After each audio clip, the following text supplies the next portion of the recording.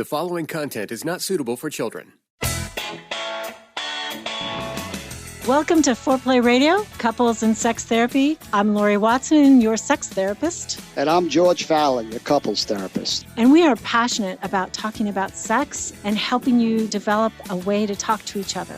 Our mission is to help our audience develop a healthier relationship to sex that integrates the mind, the heart, and the body. For a great personal lubricant, please check out uberlube.com and use the coupon Foreplay to support us at the podcast. Thanks. So when we talk about pursuers and withdrawers, both emotionally and sexually, it's not necessarily a fixed point, right? You're not always a pursuer and always a withdrawer, emotionally or sexually. I mean, sometimes maybe there's a dominant style that we have, but it's not a fixed point. It's not the same as your attachment style. Exactly, and it's so important to start off with that flexibility.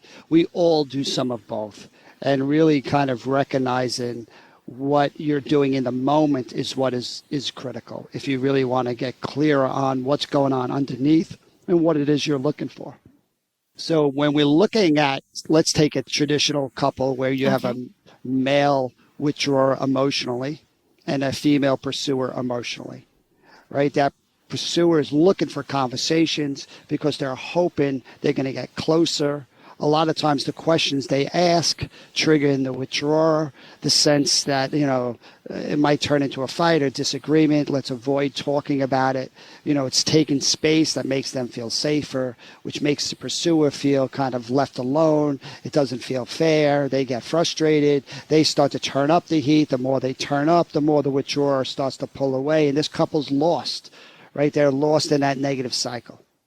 So what they do emotionally doesn't necessarily mean the same thing what they're going to do sexually. Yes, that's true. So a lot of times that same withdrawn male has gone away. Well, they're going to come back a couple hours later and maybe initiate. That's how they attempt to repair. Mm-hmm. Right? That's how they're trying to come closer through the physical, through the touch, looking to for connection. Yeah, so he may be realizing even that there's a little glitch between the two of them and thinking about his connection. He's definitely knowing there's a glitch between the two of them. Okay. It might look like it doesn't rattle him much, but he knows, something wrong. Okay, something's wrong. And so he comes back amorous and romantic and touching her and wanting to initiate sexually because he does love her and he wants to close this gap. So he's going to sexually pursue, and that's where he feels the safest, right? Where he feels he's strong here. This is how he can show up, and he wants to show up for her. So he comes at her with a sexual request or just a sexual initiation. Well, and that even thought about coming towards starts to turn on the arousal, right? So now he's being driven by the testosterone that's saying, all right, this is how you see connection. Like you have a lot of muscle memory and practice with this. And before you know it, that gets him over the hurdle of kind of wanting to confront this possibly threatening situation. Mm-hmm. So he thinks about it. He turns on, and that makes him overcome his withdrawal and come toward her. I've never said that before. That's a pretty cool. If you think about the emotional cycle, he doesn't have the added push of the testosterone. Yeah. Right. His body's just saying, this is probably going to end in a fight. Why take the risk? But the sexual piece gives him a push that he normally doesn't get. And that is so beautiful, right? His body is directing him toward her. Right. Then we're in the intersection. We're in the intersection, right? He's doing a different emotional move than his sexual move, right? And now that intersection lands on her. She's just been left emotionally, and she's sitting in the frustration, the unfairness of that rejection, the pain, the loneliness. Her body, in best case scenarios, is going to need time to turn on, and yet here she is not in a great spot to be turned on, and here he comes initiating. Mm-hmm. And guess what she says? He just wants me for my body. Yeah, all he wants is sex. I had this conversation with him 2 hours ago, and he just left. He walked out, And seriously, now he thinks I'm going to want sex. Right. So it's not necessarily that the sexual withdrawer doesn't want his body, or have desire at different points, but it's this place when they're crisscrossing that it's not working. Terrible timing for both of them. Terrible timing. But now we see this emotional cycle shift, when we add the sexual cycle to it. She's still in that frustrated place that normally she'd want to talk about it, but now she's being asked for sex. She might not even be able to find the words. Because her body's just trying to kind of figure out, what am I supposed to do with this? And it's normal. It's really what we're looking for is what happens when this trigger comes for you. Do you want to approach your partner, or do you want to go away? And in this moment, the female emotional pursuer then tends to disengage. I think, too, it's important to realize that when he walks away, or he shuts down the conversation in some way, that there is often a body response in her, just emotionally. Like there's this pain in her gut. Maybe she feels this tightness in her chest of, a physiological response to what she perceives as rejection. So she is actually feeling something in her body. Of course. And then, right, our emotions live in our bodies. And then when he comes for her sexually, to repair, to reconnect, her body is in a really shut down place, not just sexually, but she's hurting, she's aching. She is feeling something, and it is not sex. As much as that. Wait, I wish people could see this, because I liked what I just saw. George is shutting his eyes, shaking his head. Well, as much as it really is, because my heart is hurting for that female in that moment, right? Because that man is being driven, because he's got help with testosterone to get over the hump. That's right. And yet she's not only not being responded to in her pain, which is normal to mobilize and protect yourself, but then she's being asked to access her desire and longings when she's in a heavily defended place. With no testosterone. With no testosterone. No fuel. And it blows my mind that so many women from that place still find a way to kind of let their bodies go to that willingness place that we talked about last time, just hoping that maybe this will get them closer again, so then we can finally talk about these hurt feelings, right? And they're heading, they're like on different planets in that moment. They are. And their bodies, I often say that, our bodies are so different. It's so beautiful, though, what they're trying to do. They're trying to manage, but what are they doing? In that moment, they're trying to push aside the pain and the hurt. They're saying, I can talk about this later, right? So that's like a withdrawal move with their emotions. It shows our flexibility, right? And they're just then saying, all right, let's see what could happen. I'll open up my body, and maybe we can get there. Right. And even if I don't get there, at least it's going to bring us closer together. So then maybe after sex, we then could have this conversation and emotionally repair. Like that's a lot. She takes a big chance. She takes a big risk. Big chance. If she's going to open up sexually at that point. Right. That's a tough spot. And no wonder why so often she can't do it. And then he feels rejected. Right now he's being left out in no man's land, and both people go off into their dark holes together. Because he does feel vulnerability in initiating. He without words, he is trying to make repair. But he doesn't, without the words, she doesn't really know that, and he might not be able to even say that. And just because you don't have words doesn't mean your body doesn't feel the hurt. It's not an easy thing for a withdrawer to come forward, because you're allowing, you have to lower your walls to come forward. And you run the risk, right? You're following your longings that want connection, and you're lowering your defenses to get it. So when you get rejected, you don't have the normal defenses you have in place for that rejection. So it hurts a lot more. I just want to clarify what you were saying, because we're talking about two different withdrawers, but you are now talking about the emotional male withdrawer. Yes. That it's so hard for him to come forward and be vulnerable and offer himself, right, in that moment, to be close and connected, and then to get rejected is painful again. It's more than painful. Both of them are the emotional cycles. When we get this intersection with the sexual and the emotional cycle, right, that he's coming forward taking a risk that normally he doesn't take. She's trying to respond to it, but to do it, she's taking a risk she normally don't take. So when it doesn't work, it's like, boom, a bomb goes off for both of them. Yeah. She's pushed even further away because she doesn't recognize the attempt at the repair. It doesn't land in her. Right. So then she's going to need to go back to her anger to kind of rally herself because he's not responding. So now she's like, how unfair. You just wanted me for my body. You know, this is ridiculous. You didn't even want to talk about it. So she's going to get revved up.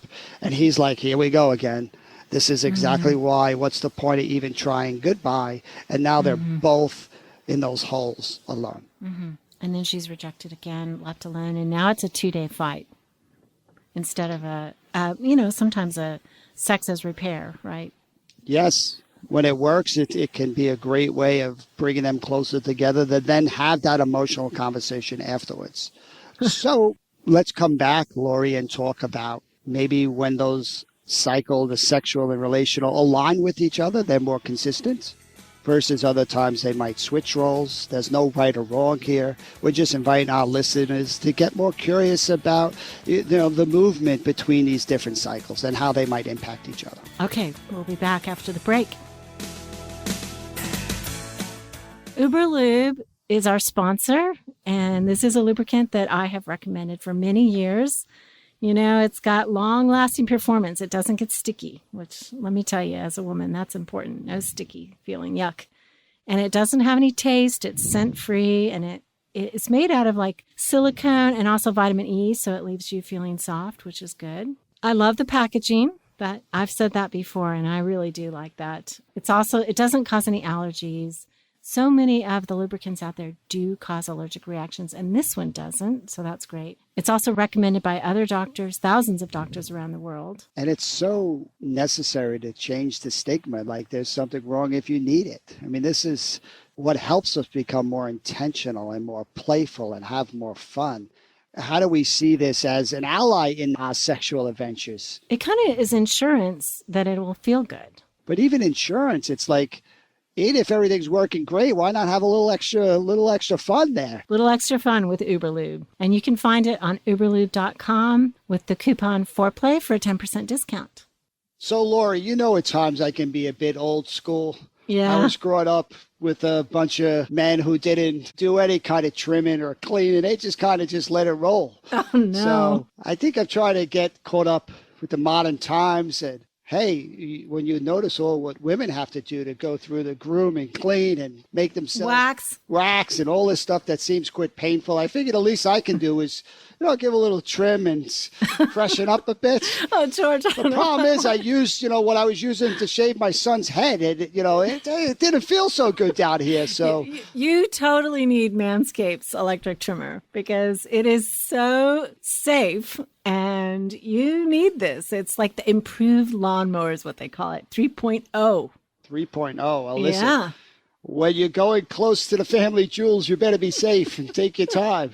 So. Absolutely. And you can use this in the shower. It's like waterproof. There's like an LED light that you can see, and they have this motor. I guess it goes for 90 minutes. I mean, I don't know anybody who's going to need it for 90 minutes, but definitely. I'm sold. Manscaped. Here I come. Okay. So our listeners, they can get this for 20% off and free shipping if they go to manscaped.com and use the code foreplay. So if you want to come up to the modern era, gentlemen, I think it's a very good idea. Come on and join me. What's our G-spot today? Where's the G-spot, man?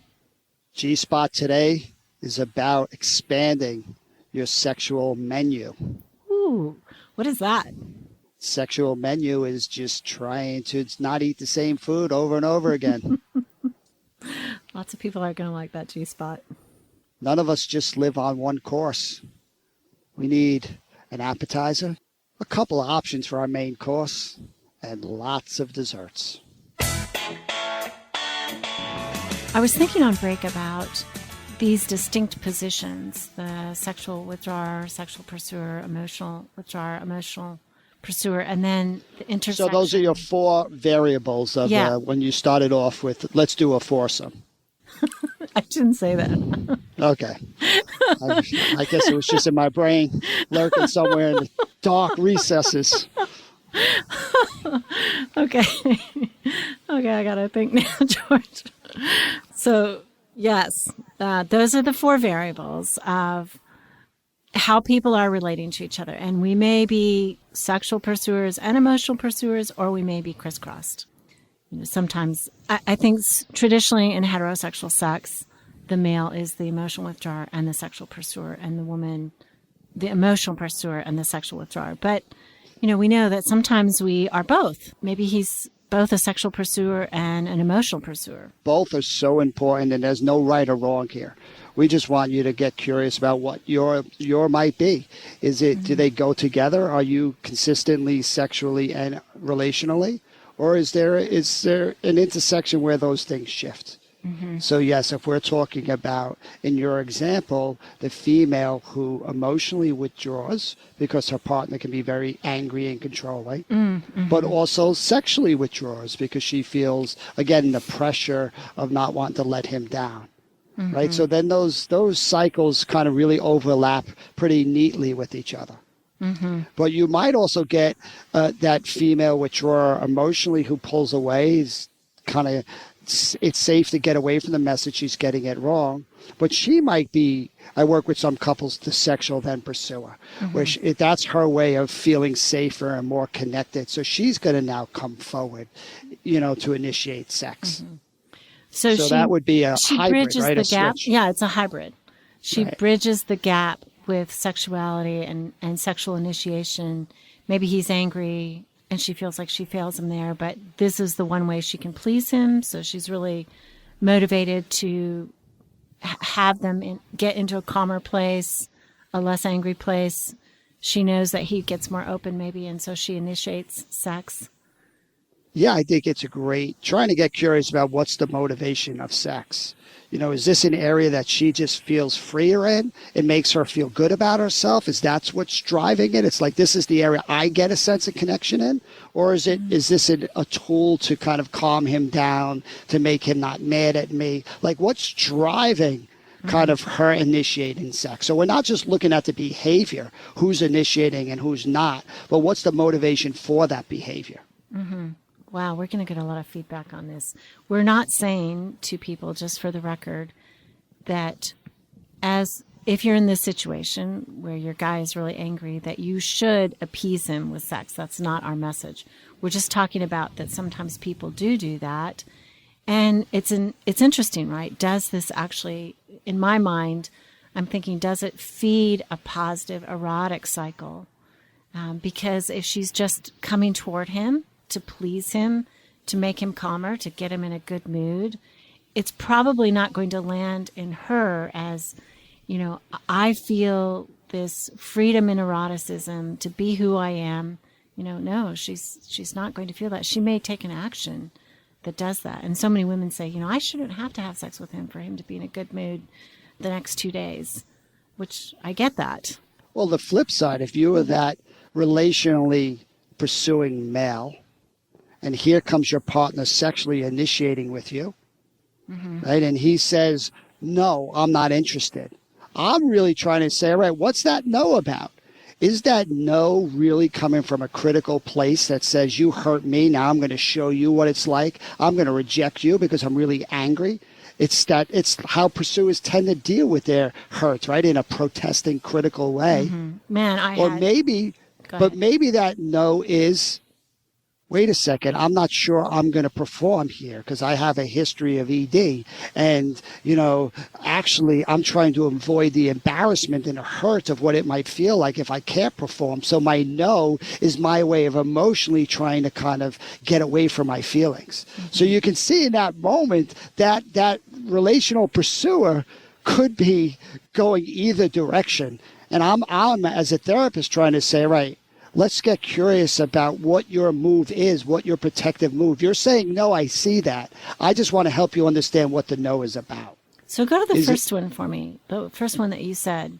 If he is sort of wanting her to feel what it's like to be rejected. Maybe he does feel desire and normally, but she comes at him. He's an emotional withdrawer, and she says, why don't we have sex?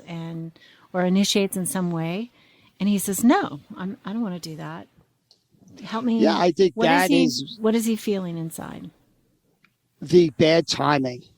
That saying, you know what, I've wanted to talk about this stuff for the last 2 days. I've been trying to talk about it. You won't talk about it. And now you're just going to come touch me and think it's all going to go away. No, it's not that easy, right? Mm-hmm. It just doesn't go away that way for me, right? It's almost like switching roles of what we talked about in the first segment. That withdrawn male who wants to repair, now the female's trying to repair that way. But that male tends to have a little bit more confidence expressing like, no, we're not going to do this. We're not going to go down this way. I can't allow you, because if I allow you to do that, it's going to teach you that you can continue to disregard my protests and think it's okay not to talk about it. And I'm not going to enable that. So I'm just going to say a hard no here. Mm-hmm. So he's saying, you're manipulating me. I'm not that easy, girl. Yeah. Yeah. That you got to take this stuff seriously. These things I want to talk about are really important to me, and that's just not going to go away because we have sex. You also talked about that sometimes, right? Sometimes in marriage we have parts of ourselves that want to hurt our partner, and it's not pretty. But you said, maybe he wants her to feel what it's like to be rejected. I often see this in the sexual cycle. The one partner who is the sexual pursuer for maybe years, and then their partner does come toward them and they say no. They're the burnt out pursuer sexually. They want their partner to feel how bad it feels to be rejected in that really vulnerable sexual moment. They're actually, it's crazy, but they're actually communicating something. This is what it feels like. I need you to get it, how I've been vulnerable over the years. I need you to feel the hurt, the pain. It's not pretty, and it looks retaliatory. It looks like retaliation, but it's really a communication. Yes. I don't know that, any human in that moment can feel that like, oh, good, my partner's just communicating with me. I mean, it's so important what you're saying. I just want to highlight it. That's the age-old question. Why do we hurt the people we love? And there's something about that fight or flight response that says, you know what, if you hurt me and I hurt you back, then maybe you will learn a lesson from this and you'll do something differently. We're using hurt as a motivation tool that we're hoping it's going to create change. We're using hurting. Hurting the other instead of expressing our hurt. Because there's power in that. Yeah. Right? There's a sense of it's going to get me away from my own hurt, and maybe I'm going to get you to do something differently. Right. If I zing you with this, you'll know something, and you'll be less likely to do it to me the next time. Which is not good math. It is. It is not good math. Thank you. It's human and it's messy, but it's not good math. That's so true. That's so true. Right. But I think it's helpful for couples listening that do this to say, we've never talked about this. This is our dance. This is what we've done hundreds and hundreds of times to each other. We've never found words to it. Right? Well, let's start talking about this. You're not alone. We all have some version of this overlap between our emotional and our sexual cycles. And it's confusing, and there's a lot going on. But if you can start slowing it down, you start to have more choice. You start to have more power to do things differently. Because if we don't talk about it, we're left to our own assumptions on what's happening. And that's never a good place, because our brain usually assumes the worst. It usually assumes our partner thinks they don't care, we don't matter, all of these negative attributions that actually just feed more mistrust and more need to defend ourselves. And when you start to have these conversations, you start recognizing, wait a second, my partner's in a very similar place as me. They don't know what to do. They're hurting too. They're scared. They have mistrust. And before you know it, just a willingness to talk starts to put people on the same platform instead of being so far apart. This reminds me of a couple that I saw, and he was originally kind of the sexual pursuer. It was very complicated. They were in flux, but he was eventually the sexual withdrawer. And he said, I could feel myself just shut her down and turn my back to her.